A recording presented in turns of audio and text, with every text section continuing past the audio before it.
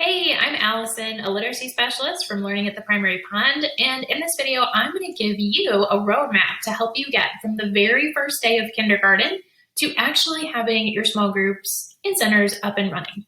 So this can feel like a daunting task, right? Because there's so much to teach. Your procedures for centers, your activities, even just how to work independently, how to get along with your peers, all that beginning of kindergarten stuff.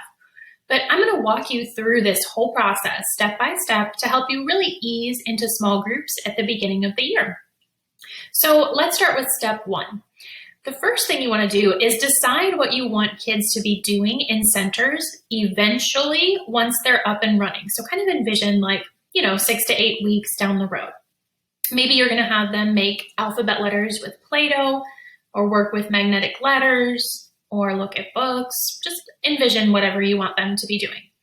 So then you're going to work backwards. You're going to not start centers at the beginning of the year. I don't recommend doing that.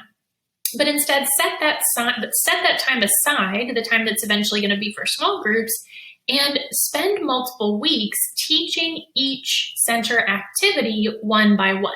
So you would introduce the activity to the whole class, tell them your expectations, and then the whole group is going to practice that activity. So if it's with, making alphabet letters with Play-Doh, everybody gets to use the Play-Doh. And I actually recommend, if you're introducing a new material like Play-Doh, to not have any structure at all, to just, tell them how to use Play-Doh appropriately and let them kind of play with it. So you can really kind of break that down. One lesson might be just getting to play with Play-Doh, and another might be actually making letters, and then maybe you come back and have them practice again. Probably gonna have to do each activity more than once just so that it really sticks and they can become truly independent with it. Now, when you're teaching these activities, do not worry about teaching your actual center procedures and how to rotate and all that. No, everybody's just doing the activity all at the same time. Another thing that's really helpful is to intentionally choose some activities that the kids can do in the first weeks of school and then redo them later. So here's some examples. We have here, this is actually from my Kindergarten Literacy Club July 2021 materials. We have these alphabet pirate treasure maps that have been a favorite of our members. And what you can have the kiddos do, I have one for all the alphabet letters, so A through Z. As you're teaching the letters, you can have them complete this sheet. And so they would just color the letter, and then they would also have to trace the letter at the bottom.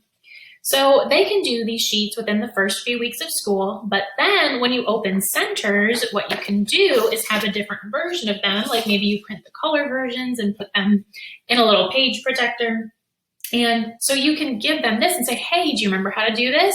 But then there's a little twist on it. Instead of coloring in the letters this time, what you can have them do is just put counters on the letters and then again, trace the letter with like a dry erase marker or something like that. So same activity, which means that they already know how to do it, but just a little twist to keep things interesting and help them feel like they're not doing the same thing over and over. So here's another example of that.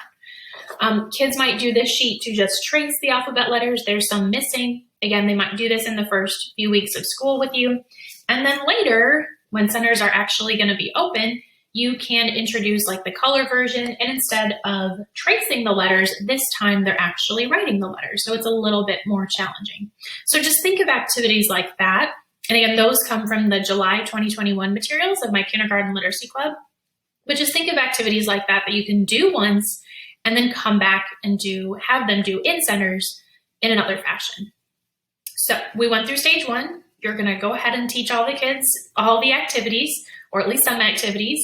And then let's move on to stage two. Once you've taught the kids multiple things that they'll eventually do in centers, now you can actually start teaching them your actual center procedures. So you have to figure out, are you going to have them rotate? What if they have to go to the restroom? What are your expectations for can they interrupt you or not? Where are the centers located? Where are the materials? All that good stuff. So at this point, what you want to do is actually have the kids physically in centers, maybe rotating as well.